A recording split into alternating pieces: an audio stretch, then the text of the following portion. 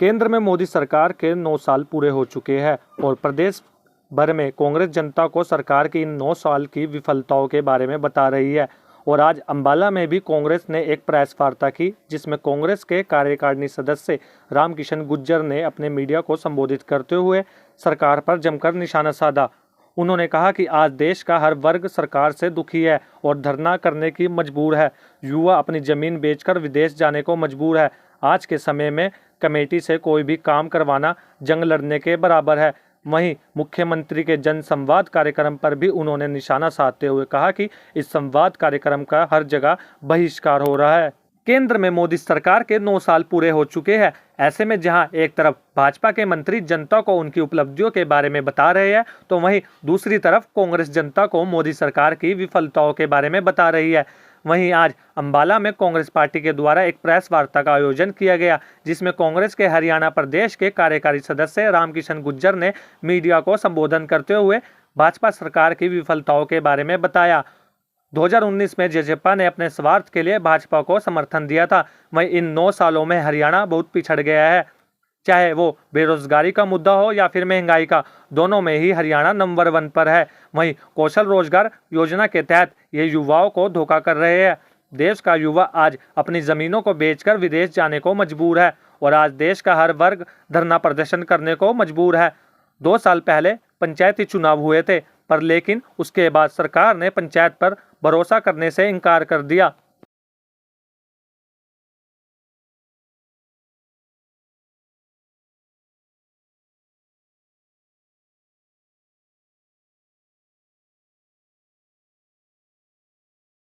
है, सभी की मांग भी है, मैं वर्करों से मिल रहा हूँ, सभी की इच्छा भी है कि वो चुनाव लड़े और हम यहाँ भारी बहुमत से जीतेंगे, जैसा आज हालात दिखाई दे रहे हैं। में आम आदमी पार्टी का कोई वजूद है। पंजाब की वजह से पंजाब में वो लोग बने क्योंकि पहले वो विपक्ष में थे, उसके बाद सत्ता में आए। उस समय थोड़ा सा लगा था यहाँ पे लोगों को कि शायद यहाँ पे आम आदमी पार्टी का कुछ असर होगा, पर आपके सामने हरियाणा में कोई असर नहीं आ रहा। जो पहली बात है आपकी, पहला सवाल किया आपने प्रोग्राम का, ये सरकार बनी थी धरातल के ऊपर अगर हम देखें तो वहाँ कुछ भी नहीं। 2019 के चुनाव में जेजेपी पार्टी ने अपने स्वार्थ के लिए बीजेपी को समर्थन दिया और एक स्वार्थ का समझौता था ये, जिस समझौते से ये सरकार आज के दिन चल रही है। और अगर पूरे 9 साल की बात करें तो 9 साल में हरियाणा बहुत पिछड़ गया। आज हम सबसे पहले अगर रोजगार की बात करें तो हरियाणा के अंदर 1,80,000 से ज़्यादा तो सरकारी पद खाली पड़े। कौशल रोजगार योजना इन्होंने शुरू की और उसमें कोई क्राइटेरिया नहीं है कौन लगेगा कौन नहीं लगेगा। आज ही मैं अखबार पढ़ रहा था, उसके अंदर कंडक्टरों को कॉन्ट्रैक्ट बेस पे लगाने की बात की जा रही है। अगर हम इसका नतीजा देखें तो हरियाणा के जो नौजवान हैं उनके साथ बहुत बड़ा धोखा किया जा रहा है। आप अपने आसपास देखेंगे, यहाँ से लेके करनाल तक और उससे आगे तक नौजवानों को देखेंगे अपनी जमीन बेच के आज पलायन हो रहा है, बाहर की तरफ लोग जा रहे हैं, क्योंकि यहाँ किसी को कोई अपना भविष्य नहीं दिखाई दे रहा, कहीं रोजगार की बात नहीं हो रही। उसके बाद किसी भी नौकरी के लिए एग्जाम होते हैं, साथ के साथ एग्जाम लीक हो जाते हैं, पेपर रिपीट किए जाते हैं, मतलब हर तरफ धांधलेबाजी है। सरकार की कहीं गंभीरता नजर नहीं आती। आज मैं अगर बात करूं किसानों की, तो आपने देखा होगा सरकार हम बनाते हैं सुविधा के लिए। अभी सरसों की खरीद हुई पीछे, पूरे जिले में एक मंडी बना दी गई, जबकि जरूरत के हिसाब से मंडियां ज्यादा होनी चाहिए, यहाँ पे उल्टा किया जा रहा है। सरसों की खरीद पे शहजादपुर में मंडी बनाई गई पूरे जिले की। अगर आप यहाँ का कोई गांव वाला सरसों बेचेगा तो वहां जाके बेचेगा, और उसमें भी ये तय है कि एक एकड़ में हम इतनी खरीदेंगे, इतनी नहीं खरीदेंगे। उलझा के रख दिया सारा मामला। सारी सारी रात किसान वहां मंडी में बैठे रहते हैं, फिर भी उनकी खरीद नहीं होती। पंचायतों के ऊपर इनका विश्वास नहीं है। 2 साल पहले तो चुनाव लेट कराए, उसके बाद पंचायतों को मानने से इनकार कर दिया। पंचायतों के माध्यम से कोई काम नहीं होगा। उन्हें बुलाया जाता है बात करने के लिए, सरपंचों को पंचकूला में उन पर लाठीचार्ज किया जाता है। पंचायतें धरने पे, किसान धरने पे। आपने अभी देखा खिलाड़ियों के साथ जो हो रहा है, खिलाड़ियों का तो सभी सम्मान करते हैं। ये मैंने पहली बार देखा कि महिला खिलाड़ी है जो धरने पे बैठी है दिल्ली के अंदर, पर कोई सुनवाई नहीं होती। अगर आप देखें कि मैं तो ये समझता हूं, मुख्यमंत्री जी के बयान देखे थे अभी मैंने पीछे, उन्होंने कहा था कि हम चुनाव के लिए इकट्ठे चुनाव करा सकते हैं। मैं ये कहना चाहूंगा कि 2019 के चुनाव में बीजेपी सरकार की पूरी कैबिनेट अगर देखें तो हारी थी। 40 एमएलए आए थे, एक आपके यहाँ के कैंट से वो जीते थे, मुख्यमंत्री जी जीते थे, बाकी पूरी कैबिनेट इनकी हारी थी। लोगों ने तो जब भी हराने का मन बनाया हुआ था, और एक 75 पार का नारा दिया। और उस समय कांग्रेस की हमारी पार्टी की अध्यक्षा थी बहन कुमारी शैलजा जी, कांग्रेस की 31 सीटें उस टाइम हम जीते थे, और वो जेजेपी ने दगा किया और समर्थन दे दिया इनको। अगर हम आज बात करें, हरियाणा के अंदर कभी भी चुनाव करा लें, बीजेपी 10 का आंकड़ा नहीं पार करेगी। और हरियाणा की जनता ने मन बनाया हुआ है, जनता इंतजार कर रही है कि कब चुनाव है। जो हालात हैं वो मैंने उस पर चर्चा करनी थी, वो सब आपके सामने, और कुछ यहाँ की लोकल इशू है। पूरी मजबूती है कांग्रेस में, अकेले दम। आप किसी भी चीज को नकार नहीं सकते। कहीं भी 10 साल कोई सरकार रहे, नाराजगी हो जाती है। मैंने अभी उदाहरण दिया, पिछले 2019 में जो चुनाव हुआ था, लोगों का मन जब भी था इनको बदलने का। जो पूरी कैबिनेट हारती है तो क्या मतलब है उसका? अगर मेजॉरिटी नहीं आती तो क्या मतलब निकलता है उसका? तो आप उससे हालत और बदतर हुए हैं हरियाणा के। जो आप अगर देखेंगे पूरे यहाँ पे जो समीकरण बने हुए हैं वो बीजेपी के खिलाफ है, और आज विकल्प खाली कांग्रेस है। तो इसलिए मैं कह रहा हूँ कांग्रेस पार्टी यहाँ से सरकार बनाएगी और चुनाव जीतेगी। एजेंडा क्या रहेगा? चुनाव लड़ने का एजेंडा, चुनाव लड़ेंगे। उसमें आप देखेंगे कि अभी पूरा घोषणा पत्र तैयार नहीं हुआ, तैयार होने जा रहा है, वो जल्दी आपके सामने आएगा।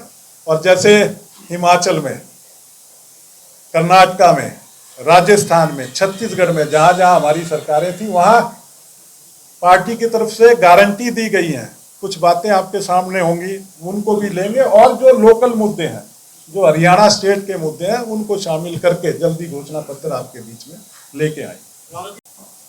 अभी आपने देखा होगा कि मुख्यमंत्री जी जन संवाद प्रोग्राम शुरू किया हुआ है, हर जिले में जा रहे हैं। 3-4 प्रोग्राम हुए भी जो हम देख रहे हैं। मैं समझता हूं कि ये जन संवाद नहीं है, ये जन विरोध प्रोग्राम है। इसके अंदर आप देखेंगे कोई भी मुख्यमंत्री जी का प्रोग्राम ले लें, लोगों के अंदर नाराजगी है, वो सामने दिखाई दे रही है।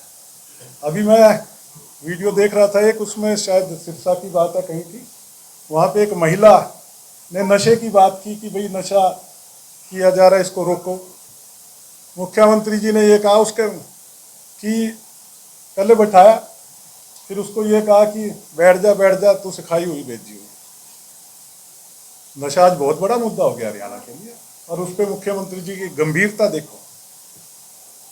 मेरा कहने का भाव ये है कि जनता के अंदर नाराजगी है, वो इनके कोई भी प्रोग्राम ले लो, चाहे जनसंवाद प्रोग्राम ले लो या कोई और भी प्रोग्राम ले लो, लोगों के अंदर सरेआम नाराजगी दिखाई दे रही है। और आज अगर हम बात करें तो हरियाणा में सरकार नाम की कोई चीज दिखाई नहीं दी।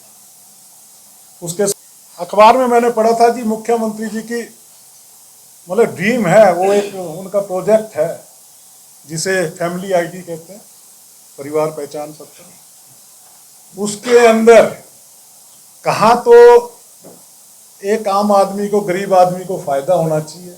योजना किस लिए बनाई जाती है कि लोगों को फायदा हो। उसके अंदर आप देखेंगे कि आय से ज्यादा उसकी दुगनी तिगनी आय दिखा के पेंशन काटी जा रही है, राशन कार्ड से नाम काटे जा रहे हैं।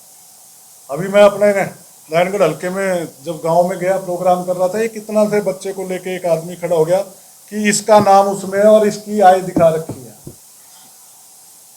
और उसके अंदर एक आप समझेंगे जो मैं देख पाया हूं कि उसके अंदर एक नियम, उसमें कानून बना रखा है, शर्त लगा रखी है कि 9,000 रुपए बिजली का बिल साल के अंदर आ गया तो उसमें से नाम राशन कार्ड में से काट दिया जाएगा, उसकी पेंशन काट दी जाएगी। आप ये देखिए 9,000 बिल आ गया, अगर तो 9,000 बिल वो भरता है तो राशन कार्ड से नाम काट दिया, अगर नहीं भरता तो बिजली का बिल काट दिया। क्या है ये हरियाणा के लोगों के साथ बहुत बड़ा धोखा किया जा रहा है। सुविधाएं जो मिलनी चाहिए, जो पात्र हैं उनको जो सुविधाएं मिलनी चाहिए वो सुविधाएं नहीं मिल रही। नियम ऐसे बना बना के उनके नाम उनमें से काटे जा रहे हैं। अपनी तरह से सब पार्टी का काम कर रहे हैं।